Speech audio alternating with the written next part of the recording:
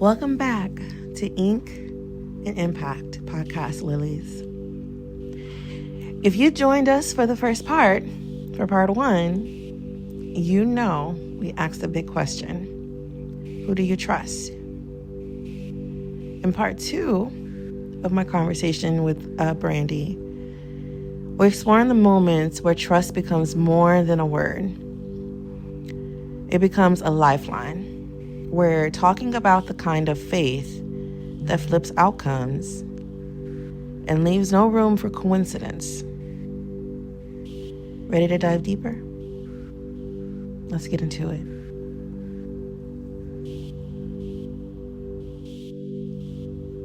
Volume comes in hot, you guys. Stay prepared. Have you ever had a moment when trusting in God changed an outcome that human logic couldn't explain? Have I ever had a moment where trusting in God and the humans couldn't explain it? Human logic couldn't explain it.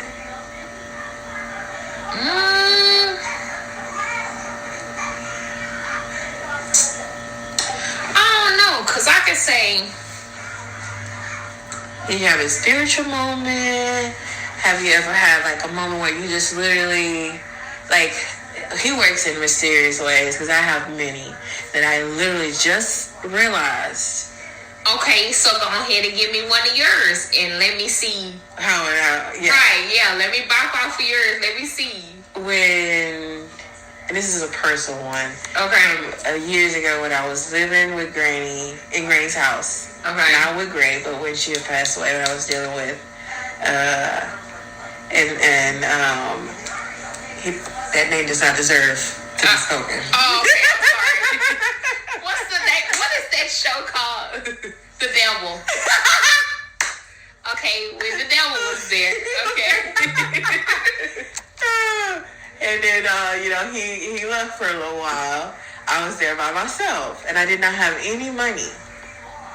I was really down and out.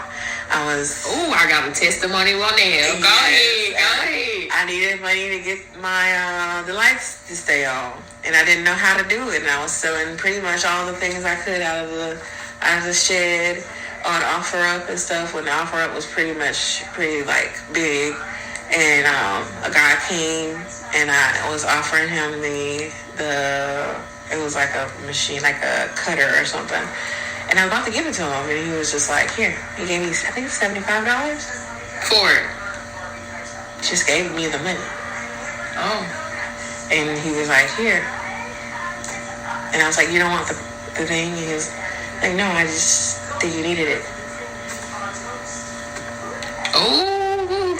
That's right there. I was like, I broke down. I cried because I did need it. Yeah. But in that moment, he was covering me, and I wasn't even in a real relationship with him. Correct. And I didn't break down. He's gonna always cover you. Yes, I didn't break down on that moment until last. Even when you believe in the universe, he's gonna cover you. Even when you don't even show up for him, if you ignore him today and you say tomorrow, I'm sorry, Lord, I will forgive you, because he's a forgiving Lord. And that makes so much sense. Yes.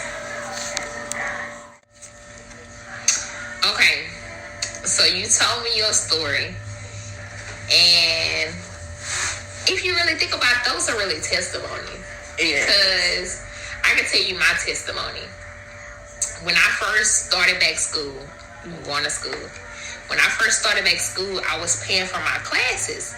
So I had went to the girl in the financial aid office because I see the money, but they're not releasing it to me. Mm-hmm. And she was like, they got your money held up because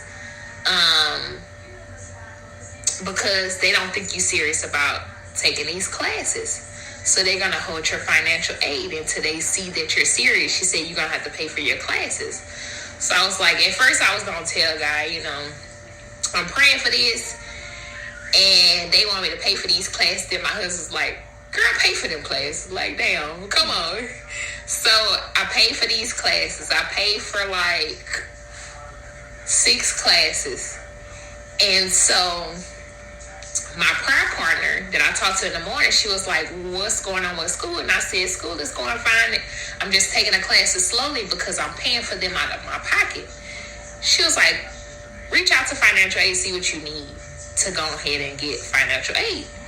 So I was like, okay, whatever, prayer partner. I'm like, okay, girl, okay, whatever. And so then the next time I talked to her, she said, Brandye, did you reach out to the school? I said, no, I haven't reached out. Brandye, called them today. And I'm like, girl, stop. So I had called the school, and they was like, all you need is a transcript, and they'll release your funds. A transcript? A transcript from high school. Really? So I had, girl, yes. So the next classes, my husband's like, when are you going to enroll in school? I got the money for your next classes. I said, okay, go ahead. I paid with his money. And so then my prayer partner called me. She was like, what do you need for financial aid? I said, a transcript. She sent me the link. She said, get your transcript. And I'm like, but I'm moving slow. The work, yeah. The work, yes. And so then I filled out for my transcript. They denied it the first time, saying I didn't have enough information. So I was like, I ain't even gonna worry about it, So she called me again. Brandye, did you get your transcript? I'm like, this lady is on my back. Let me go ahead and get this transcript. Shit. So I get my transcript. That's God. And I fill it out the correct way this time. And I'm just awaiting. And going to school, being a mother and being a wife is really stressful. And I started writing in my journal, because I am a firm believer in writing in my journal to just get all my words out, to just get all my stress out. I write. Mm-hmm. So then I was like, God, if this is for me, show me that this is for me. Show me that going to school is something that you want for me. Mm-hmm. So I logged into my financial aid. I turned in my transcript. The lady, no, first of all, let me back up. The lady had called me from the school. She's like, Brandye, I have your transcript, but you didn't tell me which school to send it to. And I was saying, she said, you gotta come. She said, either you can tell me which school to send it to. I send it directly to the college, or you can come pick it up, but it'll take longer for you to come pick it up and take it to the college. Yeah. What college do you want me to send it to? So I said, I'm going to Lone Star.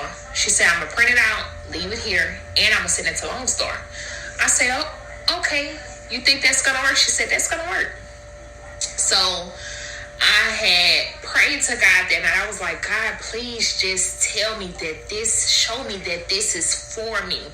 Going to school, my husband paying for these classes, and he doesn't mind paying for the classes. It's just, I feel like paying for these classes, I'm not going to say it's a waste of time. I just felt like it wasn't for me because I'm sitting up here paying for these classes. And it's God telling me, hey, you got to pay for your own classes. I felt like that was God telling me, you got to pay for your own classes. So I don't think you should be doing this.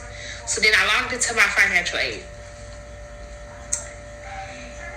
And I had started crying, because they had paid me back all those classes that I paid for. And then they was giving me more money on top of that. So they was like, enroll in your next classes because you got the money here. And they gave me a book voucher. And I was like, good. Lord, like, thank you for just showing me that this is for me. Yeah. And then you said human logic for that too. Yeah. That was definitely your beyond logic right there. Yes. But then I have another one too. Okay. Because I'm going to tell you this, and then I'm going to because I have a lot of them. Yeah. And I have a lot too. But you got to make the ones that make others see him. You see what I'm saying? Like, those are the ones that, because we have them every day in the moment. Oh, yeah. If you're listening to him, you're really listening to him. And locked in. Everything you do, he's covering you. Like, I can go to the office at my job, at my house, and then they'll say, okay, well, the lights go out today, or something like that. I'm covered for that. Like, in my brain, if the office say, okay, we are doing something for the water today, and they cut off the water, or they cut off the lights, and I don't have any service in the job, right? Right. So for me, that gives me time to work on iLily. That gives me time to do other things outside of that job, and I still get covered for it. Right. So I see that covering of him, because I'm able to